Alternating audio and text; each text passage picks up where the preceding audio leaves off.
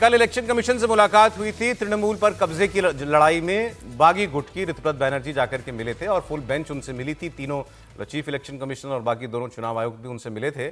और उसके इसी बीच में ममता बनर्जी का जो ग्रुप है उसने सवाल उठाते हुए अपनी तरफ से अपने जो बॉडी उन्होंने बनाई थी, रिस्ट्रक्चर की थी, वो नाम बता दिए थे कि ये हमारे पदाधिकारी हैं। बहरहाल अब इसमें अपडेट ये है कि चुनाव आयोग ने ममता बनर्जी से और ऋतुव्रत बैनर्जी, उन दोनों अलग अलग गुटों से इनको चिट्ठी भेज करके 6 जुलाई को शाम 5:30 बजे तक अपना अपना पक्ष रखने के लिए मौका दे दिया है। मतलब यह कि चुनाव आयोग इस मामले में आगे बढ़ गया, ये प्रक्रिया शुरू हो गई है।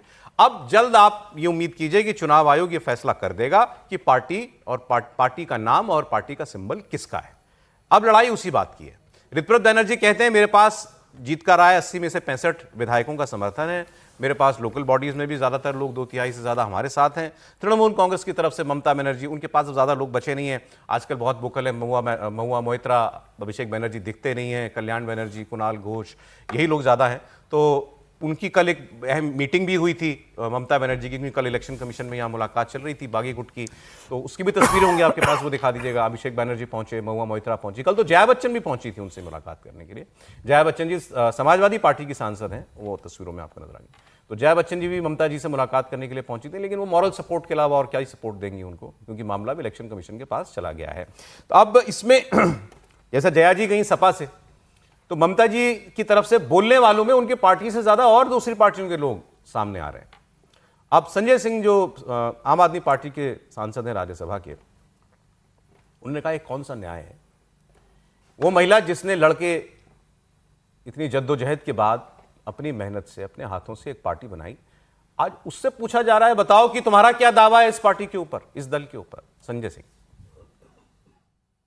मजाक है कि ममता बनर्जी जिन्होंने तृणमूल कांग्रेस बनाया, अपना खून पसीना बहाया, अनशन किया, अपनी जान पे खेल के उन्होंने इस पार्टी को खड़ा किया, आज उनसे ये पूछा जा रहा है कि प्रमाण दो टीएमसी किसकी है किसकी नहीं। इससे ज़्यादा हास्यास्पद बात क्या हो सकती है। डेमोक्रेसी को ख़त्म करने का एक काम है। हाँ, मतलब ये अब संजय सिंह की बात, उनकी बात जो है थोड़ी वो पॉलिटिकली बात है। बाकी तो ये है कि ये ऐसा देश में कोई पहली बार नहीं हो रहा है। इलेक्शन कमीशन ऐसे फैसले उसी को करने होते हैं, उसी को निर्णय करना होता है। जी, कोई पार्टी बनाए, पार्टी मैंने पार्टी बनाया और पार्टी के साथ बहुत सारे लोग जुड़ गए, बहुत पार्टी का व्यापक दायरा हो गया, तो क्या मेरी वो प्राइवेट प्रॉपर्टी हो गई जिसके बारे में कहा मैंने इतना उन्होंने खून पसीना बहाया, केजरीवाल जी बनाए। यही तो है जो डेमोक्रेसी को खत्म कर रहा है कि आप जब एक पार्टी बनाते हैं तो आप मानते हैं कि वो आपकी व्यक्तिगत प्रॉपर्टी है और उसका वारिस भी आपका परिवार से होना चाहिए, उसका भी वारिस आगे परिवार से होना चाहिए। कह रहे हैं सर अंपायर न्यूट्रल नहीं है। नहीं, देखिए जैसे कल आप लोग भी सबने कहा ना कि इसमें कोई शक नहीं है कि पार्टी तो ऋतुव्रत बनर्जी के पास ही जाएगी। देखिए आप नहीं थे सहमत। देखिए मेरा ये मानना है कि जब आप पार्टी आज के दिन में आपके 80 में से 65 विधायक उसके पास हैं, जब आपको नीचे तक ब्लॉक लेवल से लेकर के आपको डिस्ट्रिक्ट लेवल पर जो पदाधिकारी हैं जो एक्टिव थे, जब वो इनके साथ हैं, आपको क्या लगता है कि जब सांसद और विधायक दोनों इनके साथ होंगे तो क्या आपको लगता है कि ब्लॉक के लेवल के अधिकारी, छोटे छोटे अधिकारी और कॉर्पोरेटर क्या इनके साथ ममता जी के साथ होंगे? नहीं होंगे। ऐसी स्थिति में ये तो क्लेम ही है ना, दोनों क्लेम कर रहे हैं। हाँ, वो ठीक है। और आपकी वो बात ठीक है कि कोई प्रोप्राइटरशिप नहीं है, प्रोप्राइटरशिप होना ही नहीं चाहिए। जो लोग कह रहे हैं कि सिर्फ उन्होंने खून पसीने लगा करके ये डेमोक्रेसी का खात्मा है, नहीं। जो लोग कहते हैं कि ये उनका प्रोप्राइटरशिप है, वो डेमोक्रेसी के खात्मे की बात कर रहे हैं। देखिए संजय सिंह जी बढ़िया नेता हैं, जूझते रहते हैं।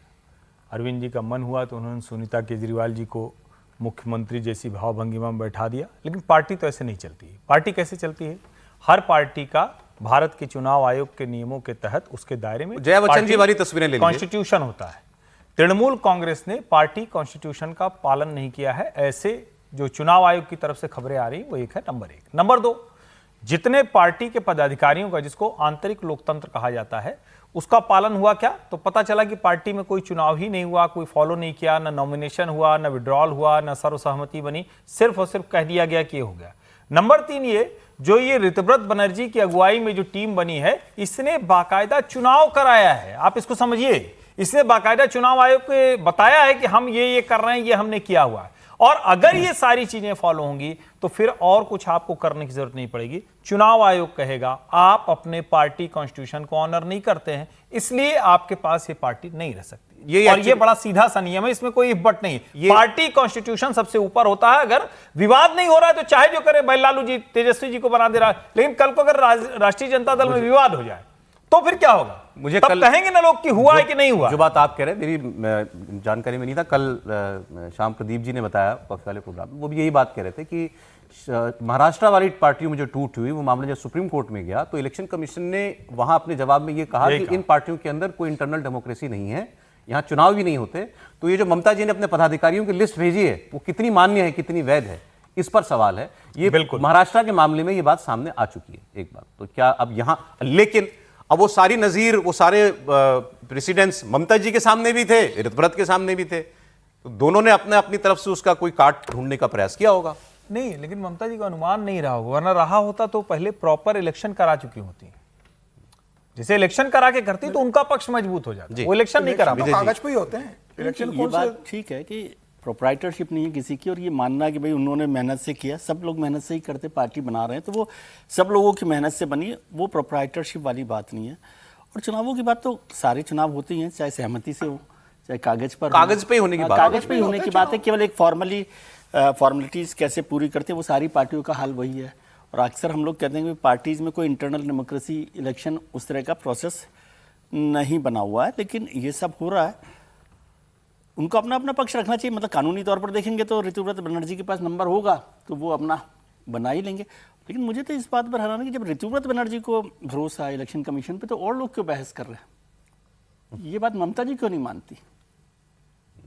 नहीं मानना पड़ेगा सर, मानना पड़ेगा, आज नहीं तो कल मानना ही पड़ेगा सर। जो सच है उसको तो मानना पड़ेगा। नहीं, देखिए, जैसे एक लाइन बोल दूं सर, जैसे पीयूसी पोल्यूशन सर्टिफिकेट आपके पास है तो आपको नहीं रोकेगा। हो सकता है आपने कैसे बनवाया, क्या बनवाया, कितनी गड़बड़ है, कितना पोल्यूशन, लेकिन अगर पीयूसी आपके पास सर्टिफिकेट है, पोल्यूशन अंडर कंट्रोल है तो आपने दिखा दिया। ऐसे ही पार्टी कॉन्स्टिट्यूशन के लिहाज से आपने कराया हुआ है तो आप नहीं होंगे। एक लाइन की बात क्या है, ये बात ठीक है। दर्द और दावे का अंतर है। ममता जी को एक दर्द तो जरूर है कि मैंने बनाई पार्टी, मेरी पार्टी है। मैं वही बात मानवीय स्तर पर वो बात बिल्कुल ठीक है, पार्टी उनकी है, उन्होंने बनाई थी। और जब लेकिन ये दर्द जो है दावा नहीं हो सकता। भाई उद्धव ठाकरे, सर जब इंदिरा जी ने कांग्रेस तोड़ दी थी तो उद्धव ठाकरे, तो इंदिरा जी की बनाई पार्टी तो नहीं थी ना। तो इंदिरा जी तोड़ के चली गई, जैसे ऋतव्रत की बनाई पार्टी। बिल्कुल बिल्कुल ठीक कह रहे हैं आप। ऐसे ऋतव्रत की बनाई पार्टी। ममता जी को दर्द हो सकता है, इंदिरा जी ने अपनी पार्टी बना ली थी, इससे क्लेम नहीं उनका मजबूत हो जाएगा। लेकिन समीर जी नहीं मान रहे इस बात को। बनाई थी ना, नहीं वो तो ममता बनर्जी की पार्टी पर कर रहे हैं। कोई भी पार्टी अपने संविधान के हिसाब से चलती है। टीएमसी का भी संविधान है और चुनाव आयोग का स्टैंडर्ड फॉर्मेट है कि आपकी अगर पार्टी है, राज्य स्तर की पार्टी है, आपकी अनरिकॉग्नाइज्ड पार्टी है, राष्ट्रीय पार्टी, तो आपको ये क्लॉज पूरे करने पड़ेंगे, इसकी अपडेट आपको देना पड़ेगी। अब ममता बनर्जी क्या वो सबमिट कर रही थी? अब चुनाव आयोग को इससे कोई लेना देना नहीं है कि आप बंद कमरे में बैठ के तय कर लेते हो अपनी राष्ट्रीय कार्यकारिणी। जो लोग हैं उनके साइन होना चाहिए, उस पर किसी को आपत्ति पार्टी के नहीं होना चाहिए। आपत्ति कोई करेगा, कोई आपत्ति करता नहीं है। इससे चुनाव आयोग को जो वेबसाइट पर डाला जाता है, जो डॉक्यूमेंट सबमिट किए जाते हैं, चुनाव आयोग उसको मान लेता है। आपने चुनाव करवाया नहीं करवाया, पेपर पे आपके चुनाव पूरे दिखने चाहिए। अब ममता बनर्जी कह रही है कि भाई मैंने जो हमारी पार्टी का जो सब कुछ है वो मैंने चुनाव आयोग की वेबसाइट पे पूरा अपलोड हमने कर दिया हमारे वकील के माध्यम से।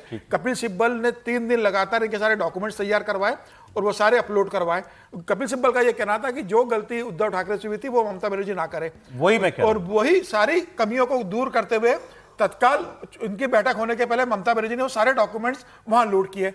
अब 6 तारीख को दोनों को बुलाया है। चुनाव आयोग तय करेगा कि अभी किसके पास संगठन है, सांसद किसके पास है, विधायक का बहुमत किसके पास है, पार्टी के स्ट्रक्चर में संगठन किसके पास है, क्या ममता बनर्जी ने जो पार्टी के सभी लोगों को हटाया, बाद में जो नियुक्तियां की वो क्या वैलिड है। चुनाव आयोग को लगेगा, उसके बाद वो फैसला देगा। आप कल भी कह रहे थे, आपको लगता है ममता बनर्जी ने कोई बहुत कच्चा काम नहीं किया? नहीं, पक्का किया। और मुझे लग रहा है कि इस बात की बहुत संभावना है कि सुमन के पास पार्टी जाएगी, पार्टी ममता के पास रह सकती है। कपिल सिब्बल पूरा डॉक्यूमेंट जमा कर दें, लेकिन जब आप चुनाव कराने लगते हैं तो चुनाव की नोटिस भी आप जारी करते हैं, उसकी तिथियां भी होती हैं, वो सभी लोगों तक जाती भी हैं, पहुंचती भी हैं। ये सारे डॉक्यूमेंटल एविडेंस जो है वो क्रिएट करना, बैकडेट से क्रिएट करना, ये इतना आसान नहीं है। और चुनाव आयोग इन चीजों को जरूर देखेगा। ये तो अब चुनाव आयोग ही तय करेगा। आपको